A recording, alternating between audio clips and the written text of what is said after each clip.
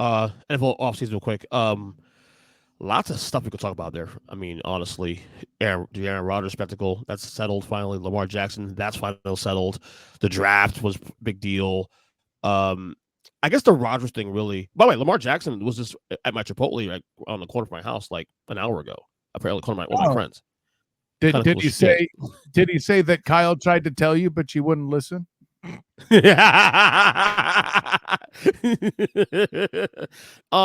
Let's go to Aaron Rodgers first, though, Trying to tell you, but you because wouldn't that's listen. My man. that's right. But I feel like we played that bit a lot less as the season went on. Does that mean you were wrong more often than Kyle at the end of the year? No, it means you started paying more attention and stopped arguing with me.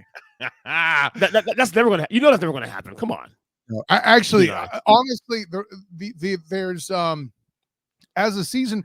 First of all, you know why you heard it less, EJ, and I still haven't managed to do this yet. I actually want to get somebody from a betting show on my show or any of our shows for that matter to talk about life trying to bet this past damn season in the NFL, because boy, that ish was all over the place. Oh, It's yeah. not as much as I was right more or anything like that. Everybody was wrong more. And listen, at some point, I have to be sympathetic to the crowd and be like, I tried to tell you. Stand there in your wrongness and be wrong and get used to it. And all of us did that, Jim. All of us. Damn right we did. I was right about Coach of the Year. Raise your hand right now if you had the Jacksonville Jaguars winning the goddamn AFC South. Shut up. No, you didn't. Last year, no. Who would? Honestly, I got him this coming year though. That's why Duval said it was always the Jags this year. I will say that I was wrong. Or I was right about the Coach of the Year though. That's for the record. No, you're not. You're still wrong. You're still No. Okay. I mean, You I don't award him. Talk to the. You Talk to the league. correctly predicted how the award was presented, but you are all wrong. Yeah, correct. No, like nobody wore clown masks. Don't look at me. I don't have a vote. No. You don't get to say "Don't look at me" after you tirade about get on the bandwagon. You're just as wrong as they are. Hey, by the way, side note: Patrick LaVon Mahomes II, not the actual MVP either. An actual Giants fan would support me voting for Saquon Barkley as thus, but the media, right? Anyway, he was the student of the game's MVP this year. This is true. I mean, I tried to tell you, but you wouldn't listen. Anyway, Rodgers to the Jets. That's another I tried to tell you, but you wouldn't listen. I mean, not him going there, or not you, but like when the media started going, I don't know, they haven't signed the deal yet, child, please. Oh, look, if the minute he said he's intending to go to the Jets, that thing was going to go through. There's no way in hell that you get that far and that then wasn't the it first just crashes and indicator. burns. That wasn't the first indicator, actually. You're right, but that wasn't the first indicator. What was? I'll give you guys a chance to guess. What was the first actual indicator? Wait, wasn't it Hackett getting the job? Ding, there's the man. I only say that because I've heard you say it enough times. Fair enough. The revival of Nathaniel Hackett is the reason we knew Aaron Rodgers was going to go there. There's no other reason you keep that MFer with a job. Period. Point blank. All right. End of story. By the way, as much as we've talked about on the Huddle Up Bink podcast, bing, that was a garbage bell. I'm sorry. Yeah, that's why I'm not the starter. Podcast. That's why I'm not the starter. I completely blew that bell. But we've gone on and speculated about whether or not the Jets are going to be this or that and the other thing. You really want to know the biggest obstacle in the Jets making the playoffs in general, let alone being successful in playoffs in question? It's not even a guy who's in division. It's Kenny Pickett. Because if the Jets don't win that division, which I don't think they will necessarily, they might. I don't think they will. They have to get past the Steelers to get a wild card, and that's not a given. I mean, the thing that I've said is this. I think that the two teams that we know are clear cut at the top of the AFC, again, we're sitting here middle of May. Reserve the right to adjust our opinion. Yes. Is Kansas City and Cincinnati. Of course. Beyond that, I think that there are a lot of spots in play, because I don't like. I will still stand firm that Buffalo is not a lock as the division winner. Can we go ahead and pencil in the Jags as winning the South here in May? I'll pencil them in. Yeah. Okay. You Not know, again, just by default almost. Right. Yeah. And there's still time for that to go to Hades. I get it. yeah. I mean, other teams around them in division and honestly, that's probably the easiest bet of the AFC. If we're looking at bet like that, they're the most obvious division winner of the entire conference. Honestly, even more than Chiefs and the Bengals, because at least there's less friction in that division. I'm not prepared to say they're more of a lock than the Chiefs. I'm not. The Sean Payton thing is cute, but no. Chargers be chargering, so there's that.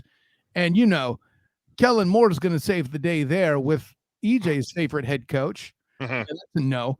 And listen, I like the Raiders, and I like that they got Garoppolo as a quick fix patch job there in Las Vegas, but no. So for me, Patrick Mahomes II is still the biggest lock. But after that, yeah, it's sunshine, because as much as I like Joey Burr, the AFC North, good God. It's going to be a dogfight. It's going to be a dogfight. The only reason they're not going to have 3 teams in there is because somebody's going to beat each other up, right, Jim? Absolutely. Yeah. I mean, I think we can safely lock the Bengals in as a playoff team.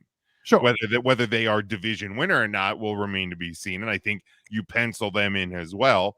But yeah, I mean, Jacksonville, we talked on the Huddle Up podcast the other week about how they didn't have what a professional the greatest draft, out of the league or anything like that. So there's potential for movement around them, but I think they're still the best team in that division until proven otherwise.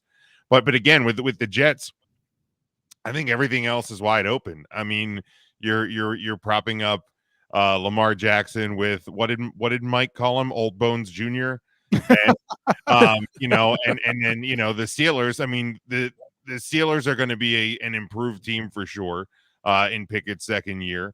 You got to think they're going to make a run at the playoffs. Miami's going to be in the mix, and New England should probably be in the mix. So there's a lot of teams that are going to be vying for playoff spots, but I think the Jets are going to be right there in the mix again. Like, I go back to they beat the Bills once last year with, I don't know, name which crappy quarterback started that week. I couldn't tell you. They didn't have Mike White in yet, that I can tell. But that was the Zach Wilson game, actually. Yes. Yeah, like none of those guys are as good as even where Aaron Rodgers is today. So I still think he makes them better. They have to repeat, rookie performances and hope that these guys continue to develop and get better. If they can make it happen, then who knows? First of all, quick side note, Old Bones Jr. is not Lamar Jackson. It is, in fact, Odell Beckham Jr. So sorry. The other old EJ. That's the glorious receiver signing that they which sadly to say is probably the best receiver weapon that Lamar Jackson has ever had, but that's a Baltimore problem, not a me problem. Although Zay Flowers will be up there, right? Sure. But a great draft pick for sure. An immediate upgrade over Hollywood Brown. Go ahead, EJ. But this is why also, and I know Jim's gonna hate this shit. I said last week, I said on the podcast on Saturday, that everything you said there is accurate, and it's why I said for the Jets especially that week 1 game is a must win. For everything you just said there is highlighting why it's a must win. Obviously, yes, week 1 we got some using the term must win. I'm just saying that I firmly believe that a lot of these matchups, a lot of these matchups are going to come down to tiebreakers. You want to bake those in early. First off, I think the best way to avoid, I think the wild card races to be nuttier than the division races, honestly. In the AFC, absolutely. Yeah, so you're going to want to win a division. I mean, the easiest path is to win a division. Just win a division, call it a day. So you beat the Bills, who's probably the favorites. So we will say the favorites in that division. Week 1 out the gate. That's a must win. No, it is not a must win. It is a want to win. There is no such thing as a must win in week 1. Correct. No such fucking thing. None. Like, do games in the NFL matter more than a opening without question than an opening weekend series in Major League Baseball? Absolutely. But there is no such thing as a must The win. only thing I'll give you, Jim, on that. Wait, Kyle. The only thing I'll give you on that, Jim, to your point there, is that the extra game now, the 17th game now, does water it down slightly. To your point, even in a 16-game season, there was no such thing as a must win in week 1. No such thing. See, I can't get mad at that point because he's still clinging to his bullshit, but he's actually right. If you want to say there's a must-win game in college football week 1, I can believe you. Well, depending on the team. College football writes itself. You can't depending lose on the team, though. No, apparently not, because apparently you can get trounced by a team and still matter later, right? Don't Notre Dame fan. Anyways, but depending on school, of course. What does Notre Dame have to do with it? A lot. Didn't they get trounced early in the year and then still end up ranked somehow? Maybe ranked, sure, but they weren't in a playoff when they lost. Playoffs? No. What is that? What is that? They were just credible enough to propel another team into a playoff. Anyways, don't you see you and your damn Notre Dame? So wait, were you talking the Buckeyes? Because your boy and my boy Joel Klatt would have had them winning the national title had it not been for the injury to Marvin Harrison Sr. So, well, first of all, he's right. Second, he's absolutely right. So. He's right. He's right. He ain't lying. He's right. Again, that's a play-in tournament game, an actual must-win. If you need an example, but we need to be careful because there are other must-win games because the Sixers season was over so early in October. That's different. That's an 82-game sample. We're talking about 82 versus 17. That is wrong, Kyle. That is so wrong. I can't believe you did that to me. Awesome. But that was for you, Matt Muehlheisen. Boom. But give me a bell, Jim. But that being said, so like maybe we all agree on this one. They're not Super Bowl contenders just yet. I don't know why the Crickets. They're definitely playoff contenders though. Playoff contenders. We're talking about the Jets still. Yeah. I don't think anybody's arguing that. They were playoff contenders last year. So what you're telling me is they made a lateral move to bring in ayahuasca, aka Aaron Charles Rodgers. You're welcome, Jim. Mr. Immunized. What's that? Kyle's Jim's favorite guy in the whole world. Now I know you hate that take I made on the Huddle Up podcast back in February, I think it was, where I said that where's their ceiling? And I said that their ceiling could be the AFC Championship is just asinine. That's bro, you can't. You know, forget about all the other points. But I showed you the way to get there, though. I showed you the way. It was still wrong. But we won't belabor the points that our dude Mikey Byrne kept wanting to beat you over the head with. That's not where the issue is, honestly. We could get into the regular season and that's all cute. Which was? No, we're not doing that. I said we're not going to do that. That's why I said we're not going to do that. I know you're the host, but I'm laying the law there. What I'm telling you is this. All I need is the look at Aaron Charles Rodgers in the playoffs the past 3 seasons. I'll wait. Yeah, the reason why I'm waiting is you're still trying to find something significant he did. He got beat twice by the Niners. True. Who were a better team. It wasn't just that they were a better team, Jim. It's just they rendered whatever Aaron Rodgers can do irrelevant because the defense thus dominated and the offense kept the ball. So where Aaron Charles Rodgers couldn't be dominant if he wanted to because he was kept off the field. And then the whole thing against the Bucs, well, anyways, I'm not one to call somebody a choke artist, but man, that was about as close Pretty to damn close. Yeah. Pretty damn close. Lamar Jackson. That's your boy there. Sorry, go ahead. Lamar Jackson. Are you glad that thing's over? He won. By the way, he won the standoff. Oh, now suddenly we're declaring him a winner. That's funny. The world at large was trying to tell me how he was losing that exchange this time last month. Isn't that funny? I tried to tell you, but you wouldn't listen. But to the point made too, I think Jalen Hurts' contract had a lot to do with that as well. And yes, you know, I think Jalen Hurts is, yeah. Listen, I ain't mad at it. It's not so much that I think it's over as much as the resolution left both sides relatively happy. This is what compromise looks like. And the lamestream did what they did with it. because the unfortunate thing about negotiations like that is it happens at a slow news time. Nobody gives a damn about baseball. And this is proof of that this was the top story, even while they're playing baseball games, as you want to call them. So, yeah, man, I'm going to be in real trouble if they open a team here in Orlando. Damn it. Anyway. Well, maybe get baseball very soon, though. That's what I mean, baseball. If they get baseball here, I'm in big trouble. I feel like it's more when than if at this point. Yeah. Shut the filthy Pat Williams, baby. Let's go. Pat Williams. Jim, you agree that Lamar won that battle too? Yeah. I mean, he got paid. That's what he wanted. He got paid. He's in an organization that he likes. I don't mean to interrupt him, but I would take issue of calling him a winner. I feel like the Ravens got the better price than they would have. Ravens won too. I mean, by the way, that's like, no compromise. I don't think it's not a mutually exclusive. It's not a Lamar or. I think it's a Lamar and. Yeah. I think both sides won here. The fans won. You know, I mean, there's certainly there's certainly fans that probably need to backtrack on some of the things they said about Lamar Jackson over the last whoa over the last month of his the end of what looked to be the end of his tenure in Baltimore. Like, I know there was a lot of people that were just kind of fed up a little bit, but you know what? There's all frustration though, the fan. You know, I get it. I mean, it's valid. And in fanatic, just as they should. Yeah, it's not an invalid complaint, but you know, maybe they are apologizing a little bit at this point, and that's fine. We all do that. But yeah, I think everybody won, and they're giving him some old and busted weapons. They got him some new weapons. You know, and honestly, like, here's the deal. And it's the same thing as the Aaron Rodgers deal in New York. It was the same thing with Matthew Stafford and the Rams when everybody said they're giving up, the Rams are giving up way too much. And then a year later they went, fuck you, we won the Super Bowl. Like if the Jets end up winning the Super Bowl with Aaron Rodgers as quarterback, everything they gave up to get there doesn't friggin' matter.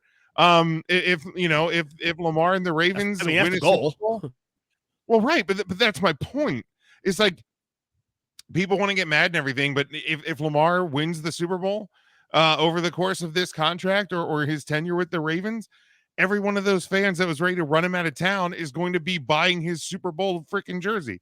Oh, so very accurate. Yeah, you know what I mean. So he'll pull like a Chad Johnson and change his name, like he changed it to Chad Ochocinco. I wonder if Lamar Jackson would change his name to CeeLo Green. Right, like, you know, it's so like, yeah, it's. These deals and all of I just got it. Well, that's his internet delay. It's not that he was thinking about it. Yeah. But yeah, the winners and losers of deals I don't think get determined when the deals are done. It's when the contracts expire. That's when we can determine if there's a winner or a loser. Agreed. I mean, that's the Fair difference between, you know, Aaron Donald and Aaron Charles Donald. I get it. Right. I'm getting a lot of mixed. That's mostly negative feedback on the whole Daniel Jones deal, though.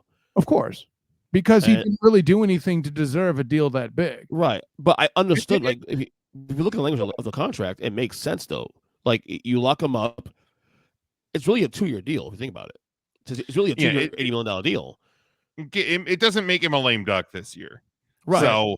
So that in and of itself, I guess, is probably I hate to use this word based on what we just said, but a quote unquote win for him and the Giants is you don't have a quarterback that's a lame duck trying, you know, every bad throw, every, you know, poorly timed interception doesn't get evaluated on is this the throw that ended his career in New York? I love well-timed interceptions. Those are my favorite well-timed interceptions. That's a thing. Yeah, like, but you know what I mean? A interception on the second throw of the game is a lot less impactful than with a minute and a half to go when you're trying to mount a 3-point you know, you're down by 3 and you need to at least get a field goal. Like, throwing an interception in the red zone is bad. Right. So you know, now that he's locked in for 2, maybe 4 years or whatever it was, not everything is going to be scrutinized on this means he's not going to be back in New York next year. So I think the Giants did what they have to do. you get to extend, because, you did have a first-year head coach this year, and Jones did seem to take somewhat of a step forward. So now you get a chance to evaluate that on a little bit larger sample before you decide, okay, this is definitely our guy, or maybe this isn't working out, we'll go a different way. I think one thing we have to add into to provide the proper context of why the fans are skittish about it, he got a contract while they franchised Saquon. I think that has a big part of it.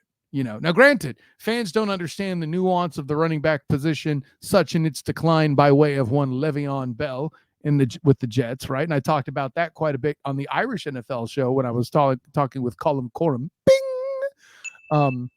Thank you, Jim. I'm gone cosmopolitan. I'm international, baby. Anyway, by the way, I gave them the luxury of actually pronouncing a soft th with a instead of a t, because it's nice. 3 instead of 3. Nice. Right? And there you go. So they enjoyed that. But let's say the Caribbean, say tree. Oh, Caribbean. Tree. 3 times, EJ. I told you. 3 times there. No, but that was an interesting segue. But I think that concept that those things are happening right together is part of it. And I'll say this in defense of the Dimes. His receiver core being completely wrecked to the extent that it was, I think may have had a contribution to why the interception number was as high as it too was. His touchdown to interception ratio was awful and didn't warrant the contract if you're looking strictly at the numbers. To be thoroughly objective, you have to at least account for the fact that they're baking in improvements via chemistry in the upcoming camp. Whether that'll transpire, whole other question. But I'm trying to kind of lend myself to the positive there and acknowledging it as a possibility. And I think also they avoid the potential Lamar thing. Let's say they franchise him another year, and then let's say Daniel Jones hypothetically has a career year where he's like throws 30 touchdowns, 10 interceptions. Thing, not the right now you get a situation where that price tag, yesterday's price and today's price.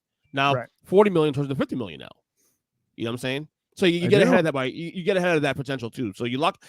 It's kind of like a sort of a franchise, because yes, it's a 4-year 140 deal, but it's really a 2-year 80 million deal. That we look at the numbers, look at the actual language of the contract. So I think it was a good deal, and I think once you explain to certain fans who doesn't really follow football in that same way, they just see 4 years 140, and you're like, what the fuck? They just see what the media reports in that headline. Yeah, right. And because I don't mean this to just trash the lame stream, although they often deserve it. Yes, contracts are complicated enough now to where you can't really capture the essence of the headline, and right. they still report the contract in terms of its maximum value to satisfy the agents, right? That doesn't do a damn thing to actually report the actual compensation guaranteed and what it'll actually translate to the player. I can say, hey, EJ, every time I appear on your podcast, you get $14 million unless you say something stupid. I'm going to report I have $14 million opportunity for you, but you're never actually going to get paid. So, dick. I'm awful. You are awful. Wow. I'm gonna ask something here. I said this actually with Zach. I'll ask you guys real quick. I'm strangely interested in the NFC North next year. Oh no, it's compelling stuff. It's a fascinating division actually next year. The power vacuum's gone, right? And I feel like, look, if you ask anybody, they're gonna say, well, Detroit's probably the favorite next year, and yet I feel like Detroit maybe is a little overvalued, slightly overvalued going into next year. That doesn't mean they're not the favorites. I mean, I would still say the Vikings still slight favorites still in that division, right? Well, and first of all, this isn't necessarily a bad take by you. I love how they drafted to accommodate the disappearance of Thielen in the same way they drafted a few years back one Justin Jefferson to account for the departure of Stephon Diggs. Correct. If they do maintain that, they still have solid weapons. Dalvin Cook actually stayed healthy for most of the year. So, they have a roster that's good. It all falls upon one Kirk Cousins. That and their defense, if it can be improved, may make them a better team. But I know they were complete and total damn fool's gold last year. Whereas we could see a structured improvement in the lines throughout the season. Oh, 13-4 -5. And there were times throughout the year where they were the best offense, scoring-wise, in the league. And say what you will about their draft, it wasn't my favorite, certainly, but Gibbs definitely gives them an extra weapon to make that offense even more potent. And they eventually got around to picking a good defensive pick here or there to keep their draft from being complete. But yeah, I think the Lions did enough to improve. I don't love what they're doing at quarterback in Green Bay. Oh yeah, sorry. Bing. And thank you. And then Bears, they're still in hibernation right now. So, Yeah, but I feel like the floor. I mean, I know last year. Look, Minnesota's fool's gold last year, 13-4, but a minus 5 point differential, of course, though -5 anyway. Detroit is still Detroit. I mean, they're improved. The ceiling's been dropped to where I feel like this year, if you win 9 games, you might win the division. And I feel like the ceiling's been dropped. Sure. You got to at least consider Chicago and Green Bay as something that can. Okay, let's see what we see. Those two teams. No, I don't. Why do I have to? No, I don't. But why should I consider Jordan Love at all? He's given me nothing to work with. So he's a great unknown. I don't need to give him consideration. Well, I appreciate. He could be good. He could be really good. He can also be terrible. Yeah, I appreciate your optimism, but let's be real. If he was that good, they would have cut Rodgers out some time ago. That has to be a thing. For all the difficulty he was, if Love was worth a damn, Rodgers would not have gotten another contract in that $50 million thing that we know that he got, right? So that no, I can't. That's enough evidence right now to where I can at least say that Love is below average. Okay, Fields. Listen, I like Justin Fields. I still think he has the opportunity with time to become the best Bears quarterback in franchise history. Low bar, but this ain't that year. I think they still need more. And as far listen. Of course, Kirk Cousins is a dude that was outperformed by Case Keenum. You're going to scoff at Goff? I'm saying. That scoff Goff thing has gotten a lot of legs. What, 6 years now? What can I say except at least? You're welcome. I say except you're welcome. Hey, listen. Play all the hits tonight, baby. I would have had a lot more with Griffin for Griffin, but he got hurt. I'm still ticked about that. Hey, I'm getting plenty on getting clever for Trevor, baby. Woo! So like the NFC as a whole, honestly is interesting because obviously it's top heavy. It's Philadelphia, San Francisco. We'll throw in Dallas because they'll still playoff. Don't throw in Dallas. He's a Cowboy fan. He's gonna throw. Don't do that. Don't be a fan. Don't be fanboy now. I don't trust. Look. This isn't November Jim in my relationship with the Cowboys. Okay, but this is a reality. The Dallas Cowboys. Actually, November Jim is actually now May Jim now. There's different forms now. The Dallas Cowboys. He's right about this. In November, he's like, I could. Okay, maybe it'll. Damn it. The Dallas Cowboys right now are not on the level of Philly and San Francisco. No, I agree with that. They're not. But a playoff team. It's Philly, it's San Francisco, and it's everybody else. If you want to put the Cowboys at the top of tier B, I can sign off on that. Yeah, that's what I mean. Because I think tier B is very shallow, and then there's a lot of other teams, and then there's some bad teams. Yeah. You want a hot take? Here's a hot take for you. Here's what I'll throw you, EJ, so you don't feel so alone with your hot takes, right? I love hot takes. Because of the way the coach has acted since the departure of his quarterback, Pete Carroll has drafted better in the past 2 seasons than basically his entire career in Seattle, just to spite Russell Carrington Wilson. I believe the Seahawks have the opportunity to be the 3rd best team. I could probably sign off on that if we're being honest about it. Well, don't be deceitful, bitch. But yeah, it's so. No, I think that 3rd spot in the NFC is wide open. I mean, they can't. No. I'm not saying if you're looking at playoff teams in the NFC, like right, playoff. Go ahead. I didn't say third seed. I said third best, right? Because they can't get the third seed. Because if the Niners are going to win that division, which they may not, they're figuring out their quarterback situation. Right. Yeah, the quarterback's question mark. Coach. They got to bring in a different defensive coach. We don't know whoever's replacing D'Amico is going to do the job, right? So third best team, not the third seed. But if they win the West, they'll be the second seed, right? The NFC West leaders are the second seed. That's what I'm saying, regardless of who it is. Yeah, I'll agree with that for sure. Yeah, without question. Without question, because the South is hot garbage.